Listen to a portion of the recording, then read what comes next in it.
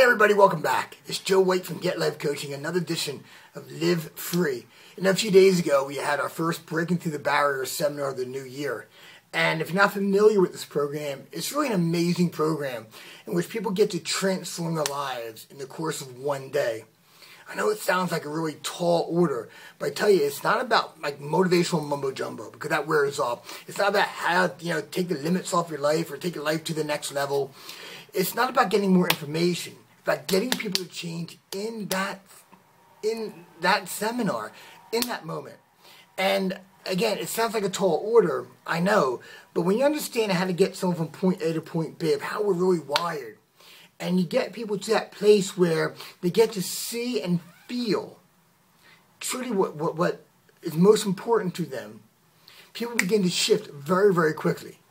And there's a point in the seminar where everyone gets what this day is really, really about. Because we get people from all walks of life, all different reasons why they're coming. We get people who want to get into relationships, who want to get out of relationships, who want to create financial wealth and abundance in their lives. People who are on the verge of getting divorced and don't know what to do. People who've been depressed for years, or people just looking for emotional balance. People who are looking for their passion, or just looking for themselves. And there's this one point where it all becomes crystallized, and it's not so much what's external which is important, it's what they realize they have inside already. And it's a huge, huge shift. And I begin each seminar off with kind of just get up in front of the group and I'll just allow myself to whatever thought will come to my head to run with it. And the thought that came to my mind is, if today was your last day, how would you live it? What would you regret? What would you do? Who would you love? How would you love? Would you be worried about the snow? Or would you drive 100 miles in the snow just to hug somebody that you love? Just to tell them that, to look into their eyes? What would you forget? How would you forgive? And then one day a woman came up to me and we were talking. And she was telling me about her daughter who was dying of terminal cancer. She said that she would give every penny she had to spend one more day with her. One more day to hug her, to kiss her, to sing with her, to comb her hair.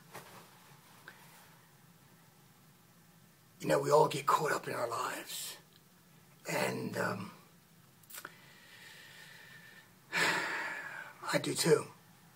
We get caught up in who's right and who's wrong, who's got to pick up who at school, how we're paying the bills, where we're going out to eat, right? We get caught up in trying to get a house before you get married, right? And, you know, it's all important. I don't come from the model of the world that says everything external in life is not important. It is. But I think that's the paradox of life. Because life, almost by its nature, hooks us. Gets us caught up in it. Gets us caught up in the day-to-day. In the whole routine. And I heard this once, that we end up majoring in minor things. We get upset over our child's hair color. Or, our favorite coffee that they run out of, or there's a line, or the traffic, all this stuff. And the battle between our human side and maybe our soul side, right, is to stay focused on what is most important. In that moment at the seminar that they all get, it's a moment when they realize that life's about love. Life is about being love and giving love. It starts with yourself, but it can't end there. And when you get that in that moment, everything becomes crystallized. And you see life through the lenses that we're meant to see it in. And the seminar ends, and we get caught back up in life. But I think the penalty that we pay for not paying attention, of not finding ways to pull ourselves back, to reconnect. Not a moment on the internet or some email that you get that says, you know, life is about this. But really seeking that out, of finding that connection, making that connection with another person. So when you do that, you become a cause set in motion or an agent of change. So my homework for you, I'm giving you homework now, but what I'd like to ask of you is to find someone today that you love and let them know it.